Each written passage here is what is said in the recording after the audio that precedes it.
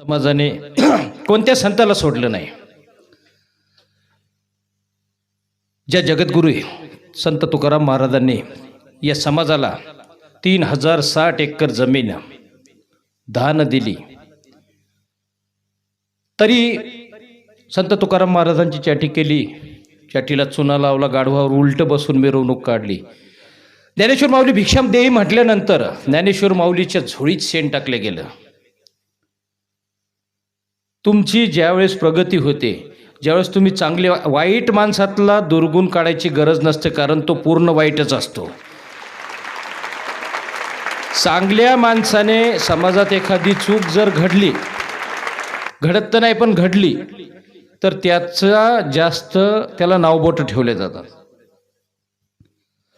आणि तुमची जशी प्रगती होईल तितके दुश्मन तुमचं दुकान चांगलं चाललं की बाकी दुकानदार विरोधात.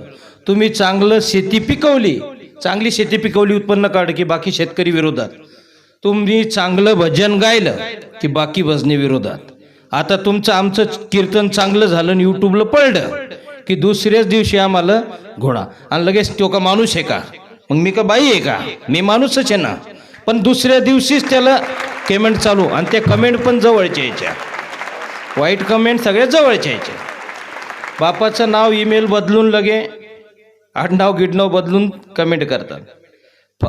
आता 12 वर्षापूर्वी जसं बॉलिवूडमध्ये अमिताभ बच्चन फेमस ॲक्टर आहे, तसं आसाराम बापू एक अध्यात्मातला फेमस ॲक्टर होता. म्हणजे इतकं पटून सांगायचे आसाराम बापू की समोरच्याच्या डोळ्यातून पाणी यायचं. महाराष्ट्रात बरेच त्यांचे शिष्य झाले होते, परंतु एकच बाजू पाहिली, नंबर 1चा माणूस झाला. बाकीच्या घेतली मीटिंग आणि वाजवला गेम. कोणतीही बाजू न पाहता मला सांगा, जर 60 ते 65 वर्षाचा माणूस रेप करू शकतो, बलात्कार करतो 65व्या वर्षी, तर त्याला जवानीत महिन्यात एक बायको लागल, महिन्यात एक बाई लागल, बरोबर. आणि एवढं मळकं दुकान परमेश्वर चालवू शकत नाही. तुम्ही संशयानं बोलू नका. एक ओवी आहे, संशयाहुनी थोरं अनिक नाही पाप घोर, हा विनाशाशी वागुर प्राणी अशी. संशयानं तुम्ही बोलूच नका.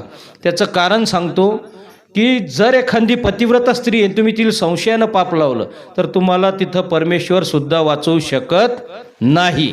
हे लिहून घ्या.